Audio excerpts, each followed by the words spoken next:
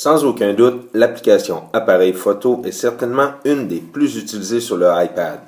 À l'intérieur de cette capsule, je vous ferai découvrir plusieurs fonctionnalités qui vous permettront de l'exploiter au meilleur de sa capacité et j'aborderai par le fait même l'application photo puisqu'elle y est directement reliée. Apple a fait preuve d'une grande imagination pour donner accès à l'appareil photo en toute situation.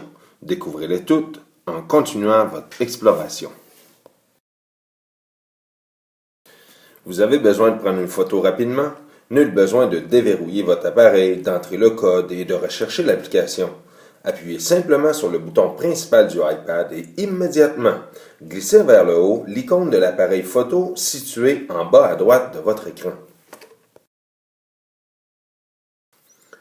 Vous travaillez dans une application et soudain vous devez prendre une photo ou une vidéo. Vous n'avez qu'à passer par le centre de contrôle en glissant votre doigt du bas de l'écran vers le haut. Ainsi, en bas à droite, vous aurez une icône pour l'appareil photo. Le geste le plus intuitif, mais non nécessairement le plus efficace, consiste à sélectionner l'icône de l'application. Et ce n'est pas tout. Si vous désirez accéder à l'application Photo à partir d'un autre chemin, vous pouvez utiliser Siri et dire « Prendre une photo » ou « Utiliser l'appareil photo ». Celle-ci vous amènera directement à l'application. Sinon, vous pouvez également utiliser la recherche Spotlight, c'est-à-dire qu'à partir d'un écran d'accueil, si vous glissez votre doigt vers le bas, un onglet Recherche apparaîtra, vous n'avez qu'à écrire le mot « Photo » et vous verrez dans la liste l'application Photo qui apparaîtra.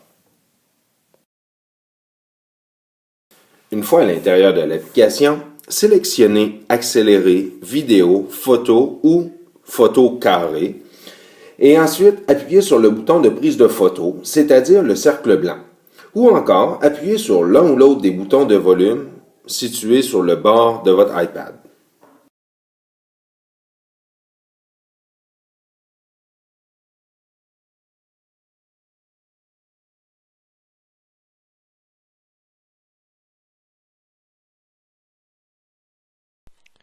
Voici comment fonctionne l'option du zoom sur l'iPad. Avec votre pouce et votre index, si vous écartez vos doigts, ça vous permet de faire un zoom, et si vous pincez votre écran, cela vous permet d'agrandir. Quand vous appuyez sur votre écran, ça permet à l'autofocus de se refaire et également vous remarquez qu'il y a un carré qui est apparu.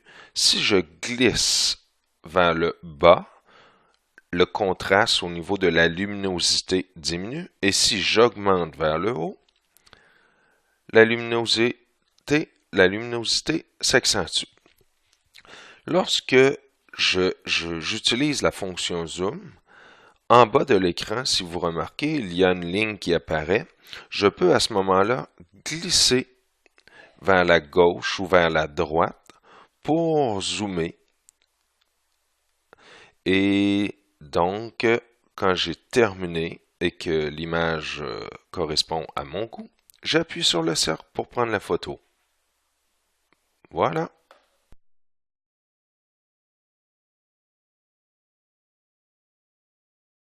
Au niveau de l'application photo, je n'irai pas dans les détails pour expliquer toutes les fonctionnalités car sous forme de capsule vidéo, ce serait trop lourd. Voici toutefois les fonctions possibles de cette application.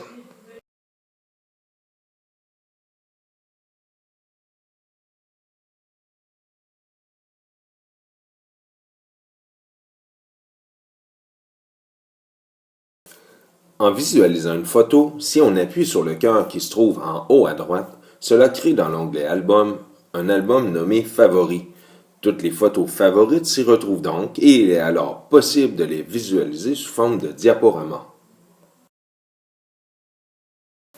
Dans l'onglet Album, touchez le plus et nommez vos albums selon votre goût. Pour y déplacer des photos, appuyez sur Sélectionner.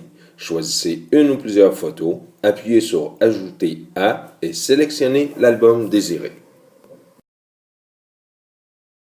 Pour son utilisation, il suffit d'aller dans l'onglet Album et d'en sélectionner un. L'option apparaît alors dans le haut de l'écran. Avant de le lancer, on peut modifier le mode de transition entre les photos et il est possible d'y faire jouer notre musique préférée. Vous avez une multitude de photos, appuyez sur la loupe pour en faire la recherche par lieu ou par date. Quand une photo est affichée, rien de plus simple que de pincer ou écarter votre pouce et votre index pour rapetisser ou agrandir celle-ci. En appuyant longuement sur une photo, cette option nous est offerte. La photo n'est alors plus visible dans le dossier photo, mais si nous allons dans les albums et que nous entrons dans celui qui se nomme toutes les photos masquées s'y retrouvent. Pour la rendre à nouveau visible, il suffit de s'y rendre, d'appuyer longuement dessus et de sélectionner Afficher. En appuyant sur l'icône de la poubelle, on peut supprimer une photo. Si vous appuyez sur Sélectionner et que vous faites une sélection, il est possible de le faire pour plus d'une à la fois. Les photos ainsi supprimées se retrouvent dans l'album Supprimé récemment. On peut y accéder pour les récupérer ou sinon, elles seront supprimées définitivement après 30 jours. Pour en apprendre davantage, de l'information détaillée se trouve dans le guide de l'utilisateur du iPad, section Photos, disponible dans l'application iBook. N'hésitez pas à vous y référer.